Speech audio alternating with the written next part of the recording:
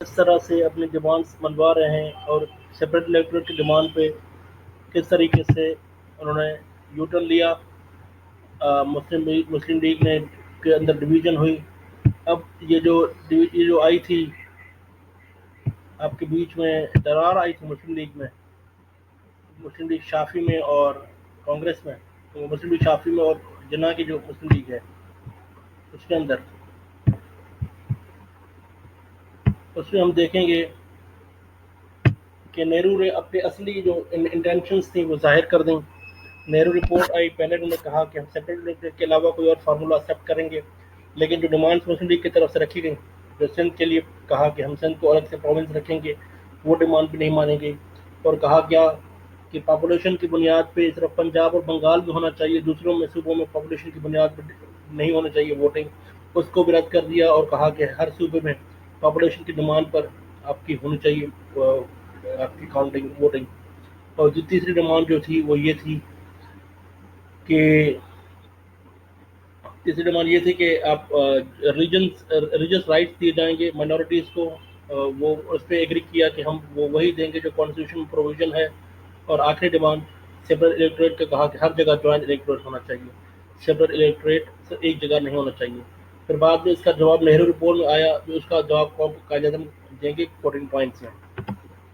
In its annual session 1928 held in Calcutta, where Jawaharlal Nehru and Subhash Chandra Bose were in favor of the complete Swaraj, most of the leaders were satisfied with the dominion status for time being. Complete Swaraj کا مطلب یہ ہے کہ complete independence، لیکن جو most of the leaders تھے وہ dominion status کے بعد یہ ہے کہ آپ کالونی رہیں گے یو کے کی، کامن ویلتھ جو یو کے ہے برٹن کے، آپ کالونی رہیں گے لیکن آپ انڈیپینڈنٹ رہیں گے. آپ کے پاس پورے کے پورے رائٹس ہوں گے، آپ کے پاس اسٹیٹ اٹانومی ہوگی جس کے تحت آپ فیصلے کر سکیں. اب یہ اس کو کہتے ہیں سوراج کا مطلب یہ ہے کمپلیٹ انڈیپینڈنس، اور ڈومینین اسٹیٹس کا مطلب یہ ہے کہ آپ اس کا کالونی رہیں گے، ابھی بھی آپ پوری طرح سے آزاد نہیں ہوں گے. At the annual session of the Congress in Madras in December 27, a resolution was passed which advocated the boycott of the Simon Commission at every stage and at every form. Other factions of politicians also joined in the suit. On 3rd February 1928, complete hartal was observed in Bombay on the day when Simon Commission landed in Bombay. Wherever the commission goes, the people came out in the processions and showed him Simon go back. The commission had its duty. It visited twice in India 1928 and 1929. Finally submitted report in May 1930. جو ہم نے discuss کر چکے Simon Commission. It was not accepted by the Indian leaders. The Secretary of the State was Lord Birkenhead, who threw up challenge to these congressmen to prepare a draft of constitution. The political leaders accepted the challenge, and this was followed by the call of all party conference in February and May 1928. پھر بریکن head جو تھا اس نے challenge دیا تھا کہ آپ constitution بنا کے دکھائیے، آپ کو ہمارا کانسٹیٹیوشن منظور نہیں ہے، آپ اس پہ ایگری نہیں کرتے، تو آپ ایک ایسا کانسٹیٹیوشن بنائیے جس پہ آپ ایگری کریں اور کنسنسس کے ساتھ فیصلہ کریں، وہ ہمیں منظور ہوگا. یہ ایک چیلنج تھا بریکن ہیڈ کی طرف سے. The outcome of the all-party conference was that the committee appointed under the chairmanship of Motilal Nehru to draft proposed constitution. Jawaharlal Nehru was the secretary of the committee. Motilal Nehru دوسرا ہے، جواہر لال نہرو دوسرا ہے. علی امام، تاج بہادر Sapru, M S آرنی، Mengal شاہ، شعیب قریشی، سبھاش Chandra Bose and the G.P. Pradhan was its member. The committee prepared the draft. It's called Nehru Committee Report. The report was submitted on 28 August 1928 at the Lucknow conference by all parties. But Jinnah voted against this report. اس میں کیا تھا وہ ہم discuss کریں گے ابھی. India would be given a dominion status. This means independence within British Commonwealth. اس میں پہلا ڈیمانڈ یہ تھا کہ انڈیا کو اس سے جو آزادی دی جائے گی وہ ڈومینین اسٹیٹس کے تحت دی جائے گی، کمپلیٹ انڈیپینڈنس نہیں دی جائے گی.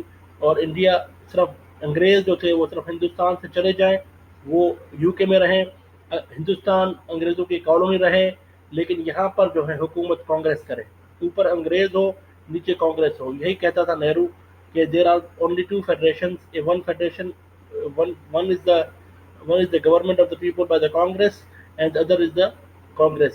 He refused to accept کہ مسلم لیگ بھی کوئی پارٹ ادا کر سکتی تھی یا ان کا بھی کوئی اسٹیک ہولڈر کی طرح کوئی رول تھا. This means independence within the British Commonwealth. تو یہ ایک پہلا فیچر تھا. India will be a federation which shall have a bicameral legislature at the center and ministry would be responsible for the legislature. By cameral session کی بات کی گئی، جو انڈیا جو آرٹیکل جو آپ کا آیا تھا مونٹیگو شیمفورڈ ریفارم میں، آئی تھنک یا کسی ریفارم میں یہ بات ہوئی تھی کہ بائی کیمرل لیجسلیٹر ہوگا، ایک اپر ہاؤس ہوگا، دوسرا لوور ہاؤس ہوگا، اور ministry will be responsible for to the legislature جو نیشنل اسمبلی ہوگی آپ کی، جو کانسٹیٹیوشن میکنگ باڈی ہوگی، منسٹرس جو ہوں گے وہ اس کو رسپانسبل ہوں گے، اور بائی کیمرل ہوگا۔ لیکن اس کے رسپانس میں جنہوں نے کہا تھا کہ India will be a federation, bicameral تو ہوگا ہی لیکن India will be a federation, federating states, اس کے فیڈریٹنگ یونٹس ہوں گے، اور بائی کیمرل بھی ہوگا لیکن اس کا فیڈریشن ہوگا۔ Governor General of India will be the constitutional head of the India and will have the same powers as of the British Crown. Governor general of India کو انہوں نے سیم پاورز دے دیا جو برٹش کو کے پاس powers تھے، اور وہ constitutional head of the India رہے گا جیسا وہ چاہتے تھے۔ لیکن مسلمان جو تھے وہ کمپلیٹ آزادی چاہتے تھے، وہ کسی طریقے سے گورنر جنرل آف انڈیا کو کوئی بھی کنسیشن یا کوئی بھی اسپیس نہیں دینا چاہتے تھے۔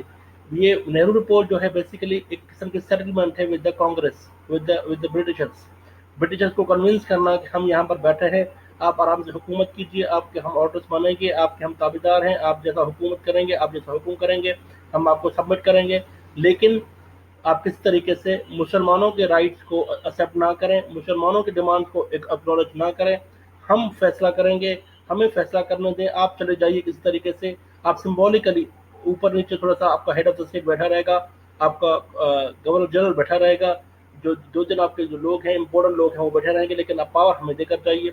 تو یہ تھا there will be no separate electorate, یہ اناؤنسمنٹ کر دی نہرو نے اپنے نہرو رپورٹ میں کہ there will be no separate electorate, جو رائٹ برٹش نے دیا تھا مسلم کمیونٹیز کو، جو مسلمانوں کو رائٹ دیا تھا، جو سکھوں کو رائٹ دیا تھا، جو کرسچنس کو رائٹ دیا تھا، اس کو کہہ دیا نہرو نے کہ کسی کے پاس کوئی بھی سیپریٹ الیکٹوریٹ کا رائٹ نہیں ہوگا، ہم صرف پاپولیشن کی بنیاد پر، جوائنٹ الیکٹوریٹ کی بنیاد پر ووٹ کریں گے، جس کا جو بھی طاقت ہے۔ اس کا مطلب یہ ہے کہ ہندوز میجورٹی میں رہیں گے، ان کی پاپولیشن میجورٹی میں رہے گی، اور اس کا مطلب یہ ہے کہ کانگریس حکومت میں رہیں گے، ہمیشہ حکومت میں رہیں گے، اور ان کی ڈیموگرافی کو خطرہ نہیں ہوگا۔